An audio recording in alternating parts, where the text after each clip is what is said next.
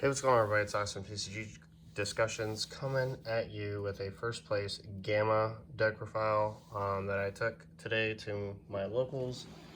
This is a battle card centered blue-green variant that I think is pretty spicy. This is not something, I repeat, not something that I would take to a regional whatsoever. And I just decided to basically go with like kind of what Gamma mainly is trying to do and like efficiently play that as much as possible. You'll see that it's a pretty unique list and unique take. I wanted to try it and it was successful in getting me the dub, but again, it is extremely flawed in a number of ways that I would just highly recommend that you don't play this list if you're like thinking about going to Gen Con or Otakon or whatever regionals or in your area you plan on going to. That being said, though, it is still a really fun list, and I've been kind of branching out to some of the other decks just to give them a shot, and this is what I came up with what I liked, and I tested out and it works, so let's get into it. Game 1, Game 2, it's a relatively new leader, so I'll explain. On this side swings, when you swings, he draws a card. He has a permanent, see if I can get this focus. It is not focusing for anything. You can't use red ribbon, non-red ribbon cards to place cards in your energy. This guy has a red ribbon card. But his awakening condition is pretty good. When you have basically unison with a specified cost of 2, which is extremely easy to get in the deck, you can draw one, flip this card over, and flip one of your energy and take your life till you have 6, I believe. And then I think the other one is when you have 4 less life. So on this side, though, this is where Gamma gets like a lot of value, and I totally understand what like people are talking about with this leader, that it can feel a little bit awkward because when you awaken on turn 2, you can't use your leader's backside at all. So it feels bad. But point is that like it's still kind of good in my book. You can't use red, like non-red ribbon cards to like ramp into your energy, which comes up a lot. So I mean, I'm not ramping too much, I guess. Like on the front side, it's the side that's really good because when you play cards from your energy, you get to replace basically like your energy when you play a battle card from it. So that's what the first auto does. Basically, when you play a card from your energy, you get to charge a top card of your deck into your energy. Super cool. But then the second auto is like where this leader gets its value. It's basically like old SS3, and you get to pick up 3 androids out of your energy and you put 3 androids down. And this effect is completely busted.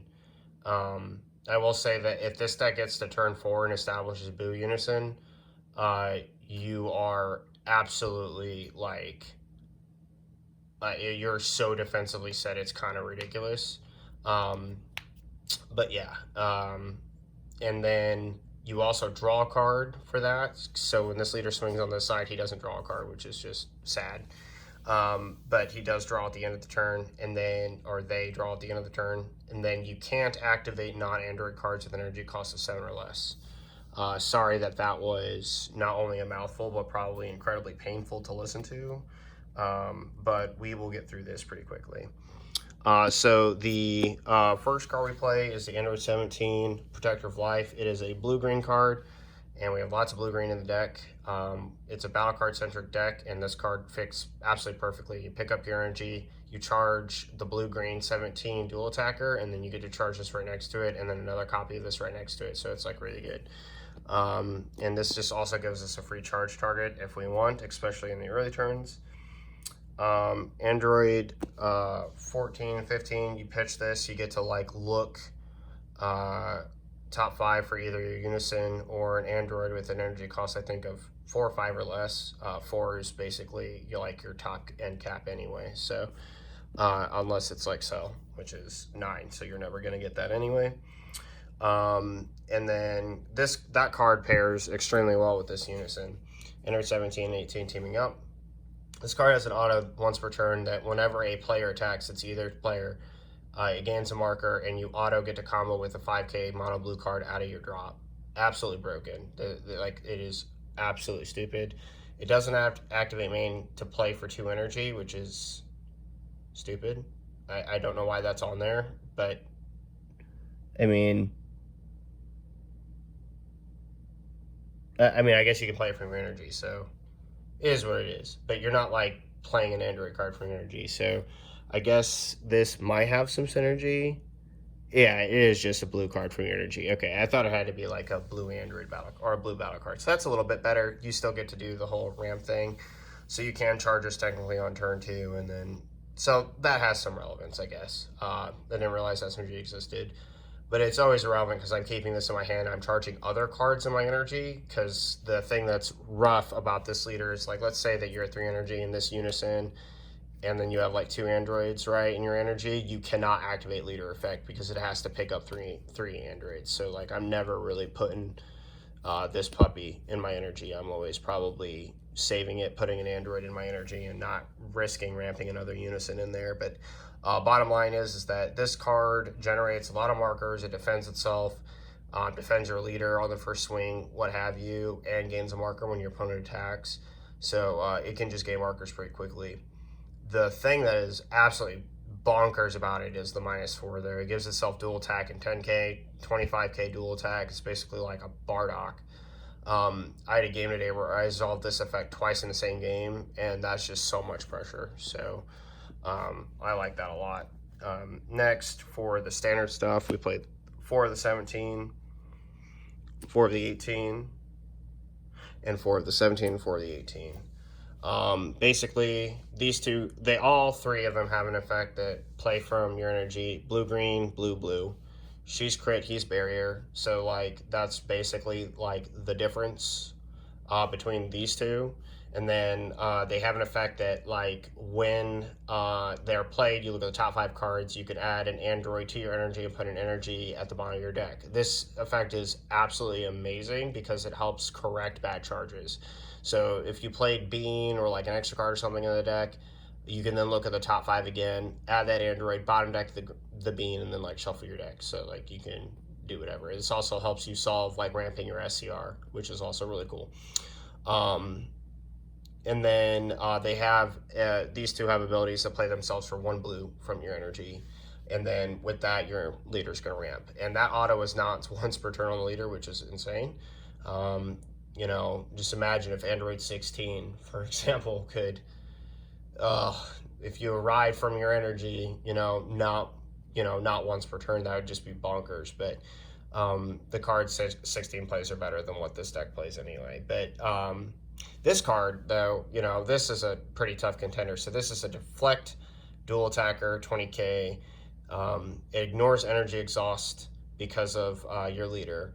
And the other thing that's like crazy about it is it has an auto. When it's played, you can bottom deck one of your opponent's battle cards greater than their energy.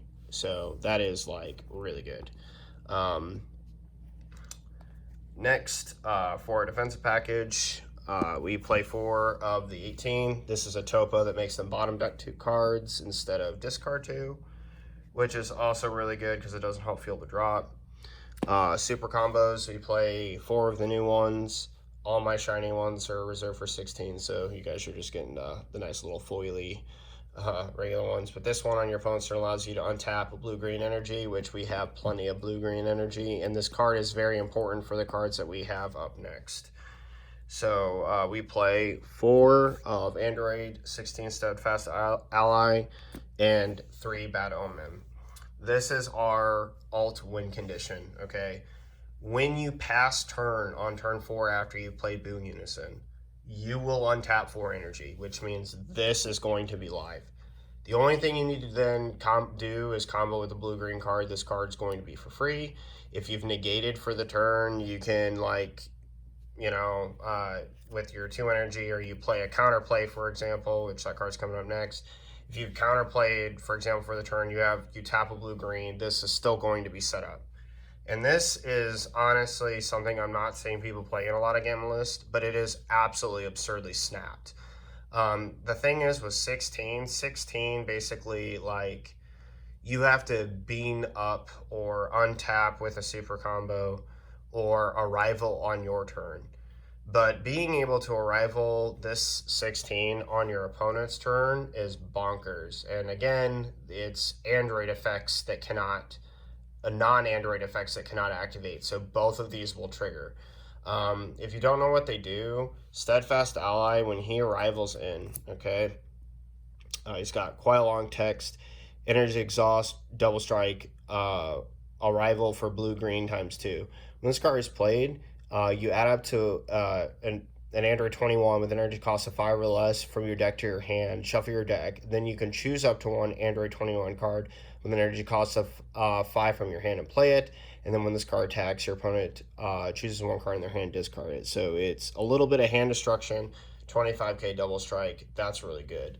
Obviously, the only target we play is Bad Omen, okay? So she can play from your energy, which is really good, okay? And again, this just says when a blue card is played from your energy, she is technically a blue card. So even this activate main for 4 to come out of your energy and do the effect I'm about to explain next is really broken. So auto, when this card is played, you take one of your energy, place them in the drop area, then you get to crit one of your opponent's life and KO one of their battle cards. This is so broken, okay? This is like what Shugesh used to be, and the ability to do this every single turn consecutively, basically from turn 4 on, guarantees that they are going to lose 2 to 3 life every single turn. Your turn, their turn. And that is so broken. Like, I can't express that enough. Like, you will always have the energy up for both. You can Bad Omen on your turn and then untap 4 cards with Boo Unison going forward. So, like, you can, and again, this combo, this arrival combo is live on your turn 4, which is just ridiculous. So, I think that, like, yeah, like, super duper good. And I literally will get people down to 1 life, and this is just game over. It doesn't matter. And with the way the deck puts on pressure between the unison, your dual attacker, and all that other stuff, it's just GG's. 4 of the only counterplay we can play, because we don't have another Android like counterplay. Android 18, let the battle begin. I almost wish I could play this card in God Sealing in a deck. I guess I could play it in 16, but like 16's like kind of too good to like even try to find space for this card.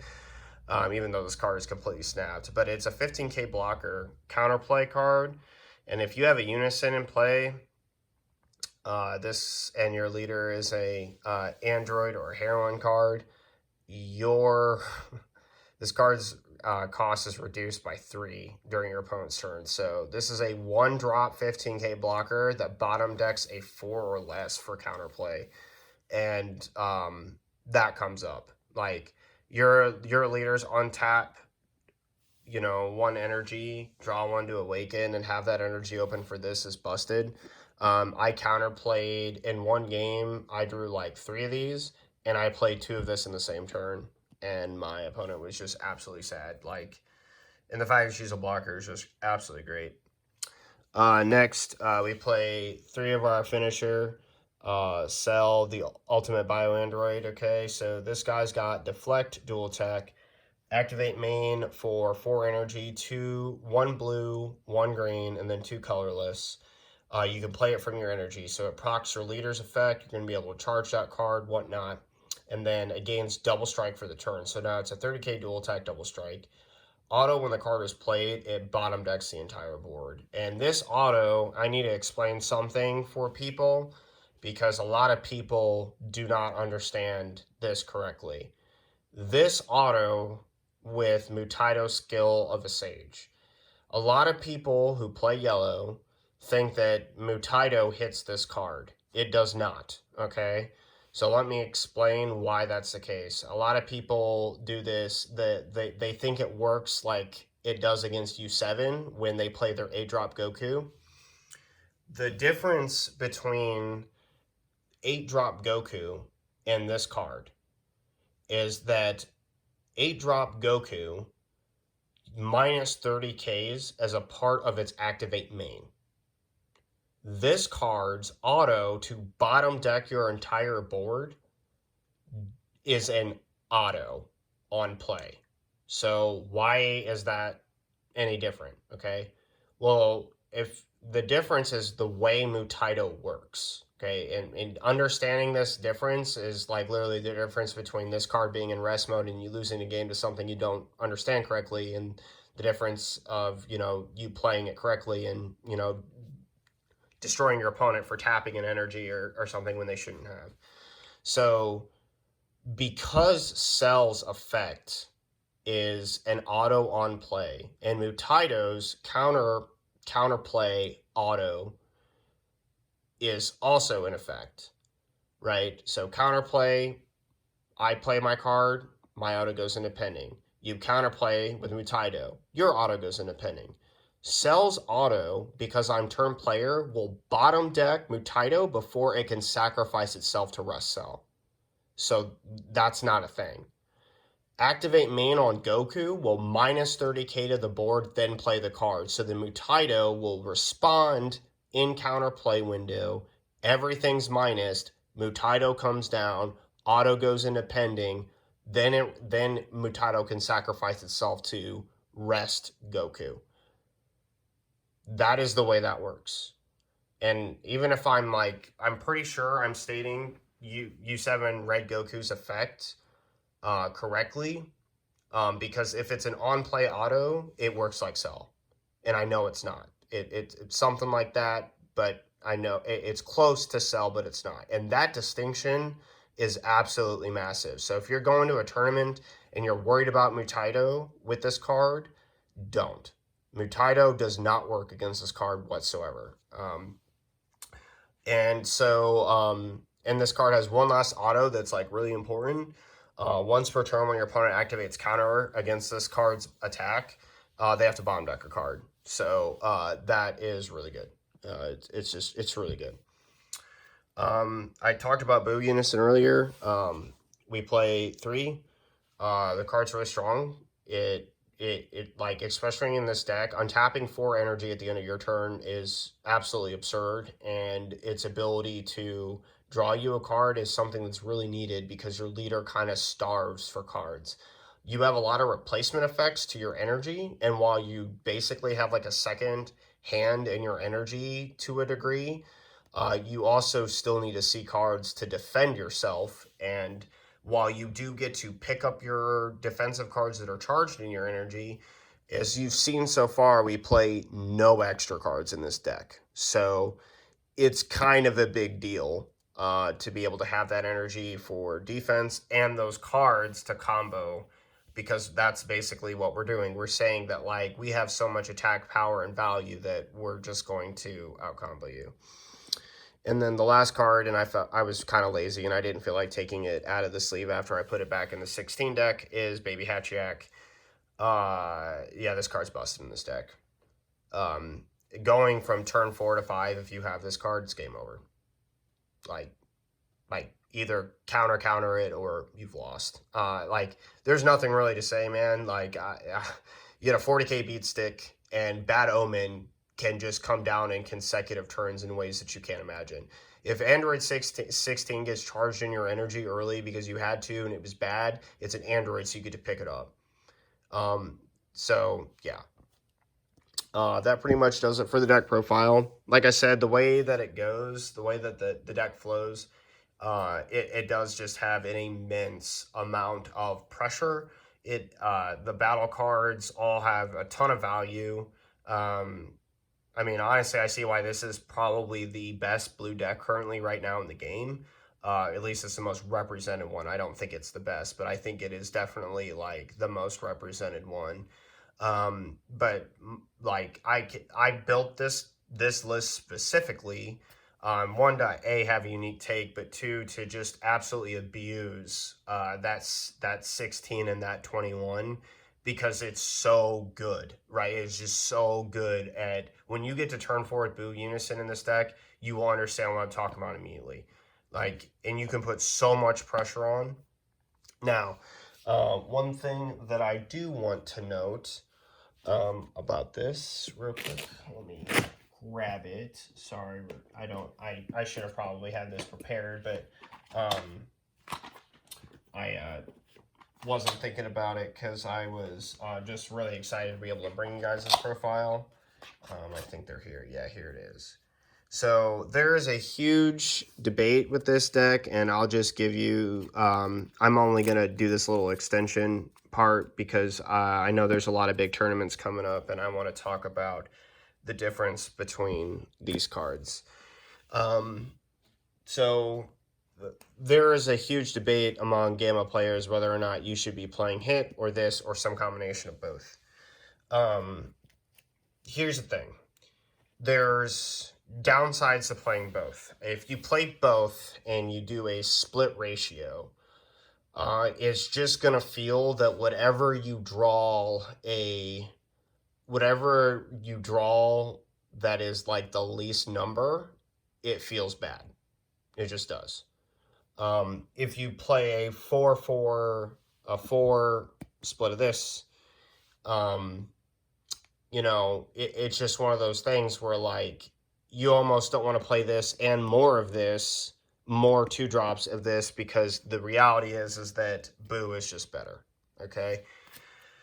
The other thing is, and this, again, directly goes to what I was talking about with hand advantage earlier, is that this unison, while it generates attack pressure, which could cost your opponent cards, against Trunks Vegeta, I promise you, you are going to feel not having cards, okay? Doesn't matter. There's nothing, and I repeat, nothing is just going to make that matchup feel any better by having this unison.